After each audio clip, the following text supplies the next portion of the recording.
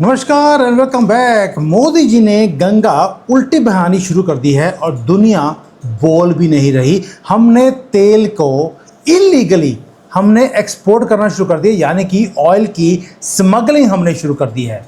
दुनिया बोल नहीं रही, कुछ तो गड़बड़ है। आज की वीडियो बनाने में मुझे जो गर्व हो रहा है मैं बता नहीं सकता। मुझे लगता है मेरा भारत में आना सफल हो गया। दोस्तों, समंदर जिसमें पानी की कमी नहीं होती, आज वो प्यासा है। सोच के देखिए, रशिया वो कंट्री जो दुनिया को ऑयल देता है, फ्यूल करता है, आज एक एक बूंद के लिए वो तरस रहा है। और उसको सेव कौन कर रहा है? इस इतनी बड़ी सुपर पावर को सिर्फ एक कंट्री है जो सेवियर बन के सामने आया, वो था मोदी जी और भारत। मतलब कि मोदी जी के कारण नहीं, भारत ने सेव किया, मोदी जी तो निमित्त है। दोस्तों, अल्टीमेट सेवियर रशिया के हम बनते जा रहे हैं और इसका फायदा आपको आगे जाकर मिलेगा। बताऊंगा आपको ये अनबिलीवेबल स्टोरी जो आपको बताने वाला हूं, हमें फायदा कैसे मिलने वाला है। अब आपको मालूम है कि सैंक्शन है रशिया और मोदी जी पंगा ले रहे हैं दुनिया के साथ। अमेरिका आपसे पंगा लेगा, अभी वो चुप है क्योंकि उसकी जरूरत पूरी हो रही है, लेकिन आगे जाकर हमें तंग किया जाएगा। लेकिन मोदी जी परवाह नहीं कर रहे। मोदी जी ने रिवर्स कर दिया फ्लो ऑफ जियोपॉलिटिक्स। एक नदी होती है जियोपॉलिटिक्स की, उसको उल्टा घुमा दिया। अब अनलिश किया है एक मास्टर स्ट्रोक को, जिसमें अमेरिका, यूरोप कंप्लीटली स्टन्ड हैं, टेरिफाइड हैं, लेकिन मुंह पे पट्टी बंधी हुई है। अब बताऊंगा क्या हुआ और क्यों हुआ और हमें फायदा कैसे मिलने वाला है। पुतिन का प्राइड वो शटर हो चुका है, क्योंकि वो कह रहा था कि मुझे कोई टच नहीं कर सकता। एक कंप्लीट क्योस है रशिया की सड़कों के ऊपर। एक एक 2-2 किलोमीटर लंबी क्यू है, सिर्फ इसलिए कि पेट्रोल पंप के अंदर पेट्रोल ही नहीं है, गाड़ी में पेट्रोल राशनिंग में मिल रहा है। ऐसा नाइटमेयर रशिया ने जिंदगी में कभी नहीं देखा। लास्ट टाइम देखा था 1991 में, जब रशिया के टुकड़े होने थे। आपको याद होगा गोर्बाचोव के टाइम पे ऊपर। अब ये जो माइटी सुपर पावर है वो हाथ जोड़कर मोदी जी के सामने खड़ा है कि मुझे बचा लो।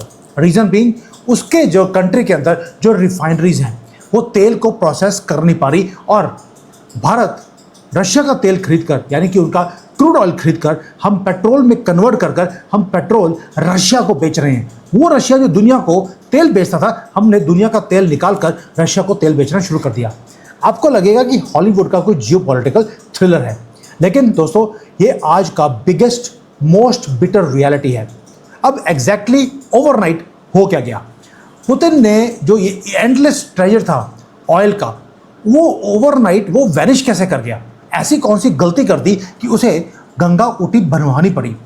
दोस्तों, और मोदी गवर्नमेंट ने ये जो डेवस्टेटिंग जो आपदा है दुनिया में, उसे अवसर में कन्वर्ट कैसे कर दिया। और ये जो अपॉर्चुनिटी है ये कुछ बिलियंस की नहीं है, ये $1 ट्रिलियन की अपॉर्चुनिटी है जो भारत के लिए खुल गई है। इसलिए थोड़े से अपने सांसों को बांध के रखिए, होल्ड कीजिए, क्योंकि जो सच्चाई है जो अनफोल्ड होने वाली है वो आपका दिमाग को ब्लो अप करने वाली है। रशिया दुनिया का सेकंड लार्जेस्ट ऑयल प्रोड्यूसर है पूरी धरती के ऊपर। वो कंट्री जो मार्केट को ट्रेम्बल करवाता है अपने रेट के कारण। अगर हल्का सा भी वहाँ पे ऑयल की प्रोडक्शन कम हो जाए, पूरे दुनिया की जो ऑयल की प्राइसेस है वो बढ़ जाती है। आज पेट्रोल प्राइसेस रशिया के अंदर 2.5 टाइम्स वो इंक्रीज हो चुके हैं। क्रीमिया से लेकर मॉस्को तक टोटल डेवस्टेशन है। जो उनके सिटीजन्स हैं, जो रशियंस हैं, वो क्या कर रहे हैं आज की डेट में? वो अनएडल्ट्रेटेड, यानी कि जो फ्यूल के अंदर कुछ मिक्स किया होता है, मैं इथेनॉल की बात नहीं कर रहा हूँ, मुझे मालूम है आजकल बहुत वीडियोस बन रही हैं इथेनॉल के ऊपर, वो भी बनाऊंगा कि किस तरह से इकोसिस्टम भारत की गवर्नमेंट के खिलाफ काम कर रहा है, वो बाद में। लेकिन जो रशिया के लोग हैं वो फ्यूल के अंदर मिट्टी का तेल मिक्स करके अपनी गाड़ियों में डालकर पेट्रोल चलाने के लिए वो मजबूर है। पीपल आर लिटरली सर्चिंग, वो इंटरनेट के ऊपर क्या कर रहे हैं कि पेट्रोल पंप को कैसे लूटा जाए। भी पहले होता था कि बैंक को कैसे लूटा जाए, आजकल वहाँ पे तरीके निकाले जा रहे हैं कि पेट्रोल पंप को लूटना कैसे है। रीजन बीइंग, आंसर है यूक्रेन का एब्सोल्यूट मास्टरमाइंड प्लान। यूक्रेन को मालूम है कि वो पुतिन को कभी भी वो बैटलफील्ड में, युद्ध के मैदान में वो हरा नहीं सकते, इम्पॉसिबल है। तो इसलिए रशिया को अगर कदमों में लेके आना है या टेबल पे बिठाना है, तो रशिया को वहाँ पे हर्ट करना पड़ेगा जहाँ पर सबसे ज़्यादा दुत्ती रग है। जैसे अमेरिका ने ईरान के साथ सिर्फ उनके तेल की एक्सपोर्ट को बंद किया, ईरान कदमों में आ गया। आज यूक्रेन वही काम कर रहा है। उन्होंने कामिकाजी ड्रोन्स को यूज किया। 18 रशिया की ऑयल रिफाइनरीज को बॉम्ब कर दिया गया है। रिफाइनरीज जो मैसिव मशीन्स होती हैं वो क्रूड ऑयल को कन्वर्ट करती हैं पेट्रोल और डीजल में। जब वो सारी बंद हो गई तो ये जो 25% जो रशिया की रिफाइनरी की कैपेसिटी है आज वो जल चुकी है, वो कन्वर्ट नहीं कर पा रही।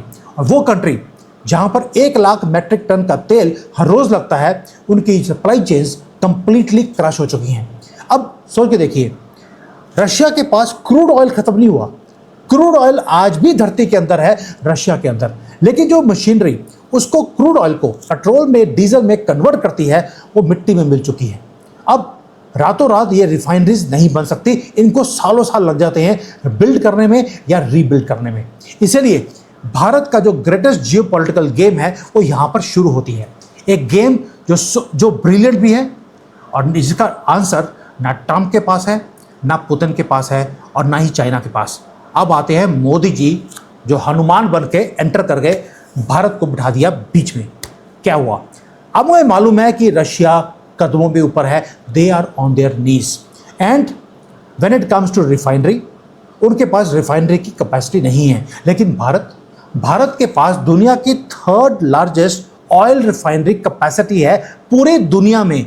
हम सबको पीछे करते हैं। हमारे से आगे या ज़्यादा रिफाइनरी सिर्फ 2 कंट्रीज़ के पास है, अमेरिका और चाइना। दोनों के पास जो रिफाइनरीज हैं उनकी खुद की रिक्वायरमेंट इतनी ज़्यादा है कि वो दुनिया को क्या बेचेंगे। इसलिए हमारे पास छोटी मोटी कंपनीज हैं, जैसे रिलायंस है, नायारा है, HPCL है, BPCL है। ये वो रिफाइनरीज हैं जो दिन रात काम करती हैं। जून के अंदर हमने एक जियोपॉलिटिकल गैम्बल खेल लिया। रशिया का जो क्रूड ऑयल है वो उसका 53%, जो हमारा रिक्वायरमेंट है उसका 53% हमने रशिया का क्रूड ऑयल हमने बाई करना शुरू कर दिया। जून 17 आई और चली गई। हमारे ऊपर जो वेवर था कि हम जून 17 के बाद हम तेल नहीं खरीद सकते, हम खरीद रहे हैं। मुंह के ऊपर ताला है रशिया का भी, अमेरिका का भी, यूरोप का भी और सारी दुनिया का। हमने मैसिव अनप्रेसिडेंटेड डिस्काउंट के ऊपर इस तेल को खरीदा है एंड चीप प्राइसेस पे खरीदा। हमारी जायंट रिफाइनरीज के अंदर इसको लेकर आए गुजरात के अंदर, वहाँ पे इसको थोड़ा घुमाया मिक्सी में और उसके अंदर से प्रीमियम हाई ग्रेड का पेट्रोल और डीजल निकाला and we did the unthinkable. और अनथिंकेबल क्या है? ये है नया सीक्रेट जो पूरी दुनिया मिस करती है कि क्रूड ऑयल को रशिया से लेके आना, सैंक्शंस के बीच में रिफाइन करना भारत में, और उसके बाद उसी तेल को रशिया में, अमेरिका में और यूरोप में उस प्रीमियम पेट्रोल को हमने बेचा है। आपको लगेगा यार ये इम्पॉसिबल है, लेकिन रशिया अपना ही क्रूड ऑयल कन्वर्ट करने के बाद पेट्रोल में हमसे खरीद रहा है। कहाँ से? यहाँ पे आता है मोदी जी का स्मगलिंग नेटवर्क। स्मगलिंग इसलिए बोल रहा हूँ, तेल सीधा रशिया नहीं जाता, वो जाता है कजाकिस्तान में, वो जाता है बेलारूस पे। ये फ्रेंडली कंट्रीज हैं रशिया की, वहाँ पे स्मगल होके जाता है और वहाँ से जो शिप से तेल निकलता है वो जाता है ट्रेन्स पे, शिप्स पे, और वो उसको भेजा जाता है रशिया में। जो टॉप सीक्रेट सोर्सेज हैं वो बताती हैं कि 60,000 से लेकर 1 लाख टन हम ऑलरेडी एक दिन का पेट्रोल वो रशिया में भेज रहे हैं। दोस्तों 60,000 टन, 1 लाख टन की जो उनकी रिक्वायरमेंट है उसका 50-60% हम भेज रहे हैं। और प्रॉफिट कौन कमा रहा है? जो मैसिव प्रॉफिट है वो सीधा जा रहा है भारत की ऑयल जायंट्स के पास। लेकिन इसके अंदर ट्विस्ट है। अभी यार छोटी मोटी गेम मोदी जी खेलते नहीं हैं। मैंने पहले बोला पॉकेट में जाता है इंडियन प्राइवेट ऑयल जायंट्स। अब इंडियन गवर्नमेंट से पूछा गया, मेरे जैसे धूरत ने पूछ लिया कि भाई आपने जो तेल है क्या आप रशिया को तेल बेच रहे हैं जबकि आपके ऊपर सैंक्शंस हैं? तो गवर्नमेंट का रिस्पांस बहुत ही ज़्यादा गहरा था। उन्होंने बोल दिया सानू नहीं पता। हाँ, क्या बोला? We do not know anything कि तेल भारत में आया, रशिया का रिफाइन होकर स्मगल होकर रशिया में चला गया। इंडियन गवर्नमेंट का ब्रिलियंट आंसर था washing their hands on the whole affair. जो ऑफिशियल स्टैंड है वो क्या है? कोई भी इंडियन स्टेट ओन्ड यानी कि गवर्नमेंट ओन्ड कंपनी ये काम नहीं कर रही। हम ना तो रशिया से तेल खरीद रहे हैं और ना ही उसको वापस पेट्रोल में रशिया को बेच रहे हैं। लेकिन अगर कोई इंडिपेंडेंट प्राइवेट ट्रेडर या कोई कंपनी अगर वो तेल लेकर उसको आगे एक्सपोर्ट कर रही है तो वो खुद अपनी टर्म्स पे कर रही है। उसमें गवर्नमेंट क्या कर सकती है? सानू की ते 80 की करिए, ये 2 वर्ड्स बोलकर उन्होंने सारे मैटर को उन्होंने खत्म कर दिया। इसको बोलते हैं रॉ अनफिल्टर्ड डिप्लोमेसी। दोस्तों, इसमें होता क्या है, आपने सांप देखा और उसको पैर के नीचे रख के आपने मसल दिया और उसकी जो है लाठी भी आपने यूज नहीं करी, बस रीढ़ की हड्डी तोड़ दी।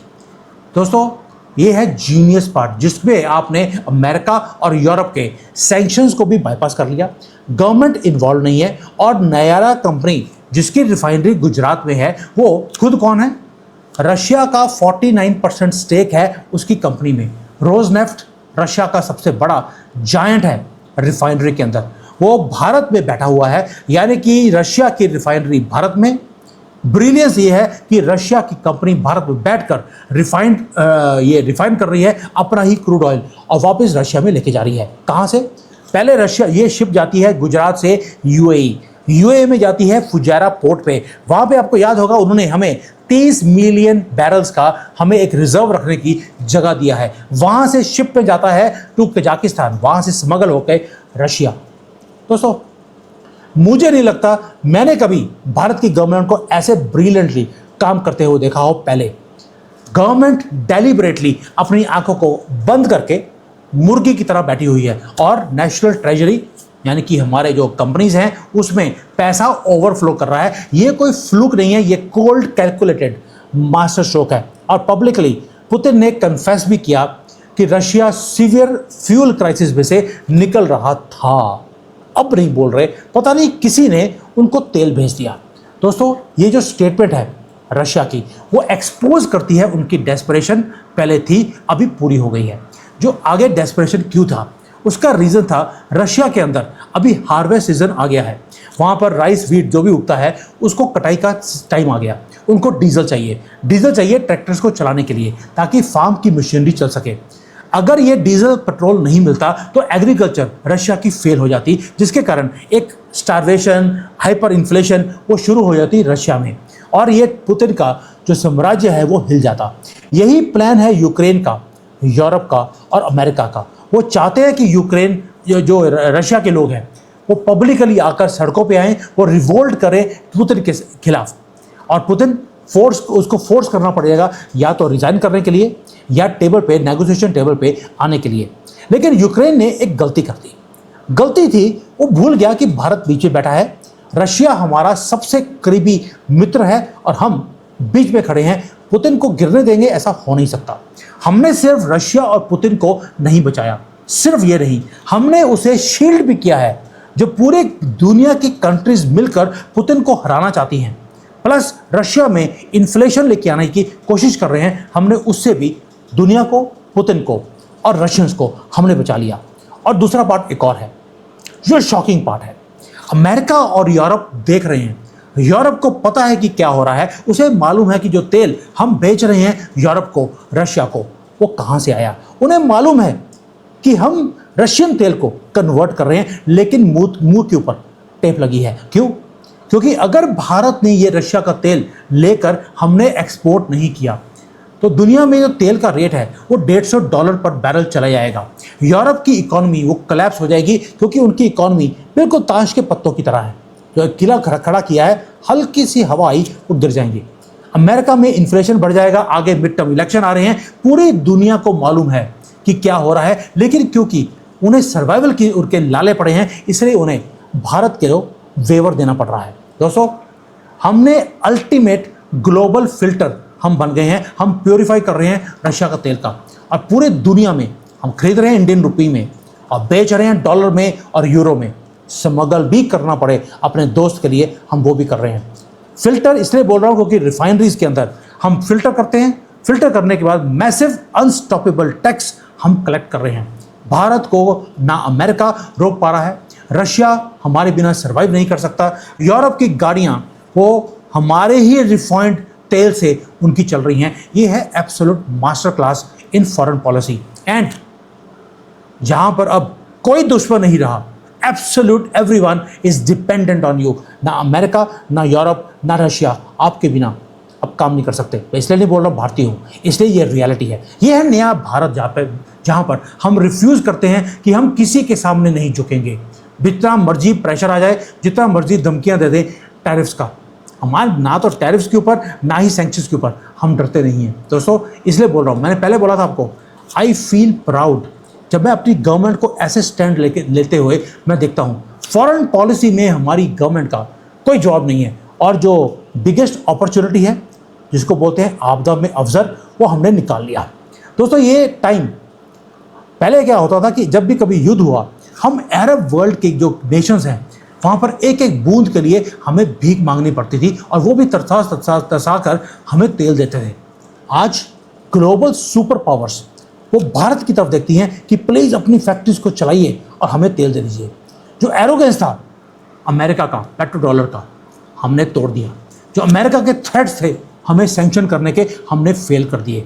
और इस क्योस में हमने ग्लोबल जो ग्रैंड चेस बोर्ड है उसमें, ग्लोबल डिप्लोमेसी में हमने बिगेस्ट कार्ड हमने खेल के देखा है, जो कोई भी इमेजिन नहीं कर सकता था कि इतनी ज़्यादा सैंक्शंस की धमकियों के बावजूद हम रशिया से तेल लेकर हमें रशिया को वापस भेज भी देंगे। इसको बोलते हैं उल्टी गंगा बहाना। और बहाया भी ऐसे है कि हमने तेल को स्मगल भी हमने करना शुरू कर दिया। और मज़े की बात देखिए आप, पूरी दुनिया के पास चॉइस नहीं है।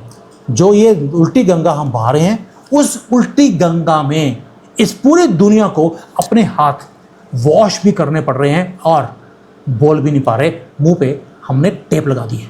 थैंक यू, जय हिंद, वंदे मातरम।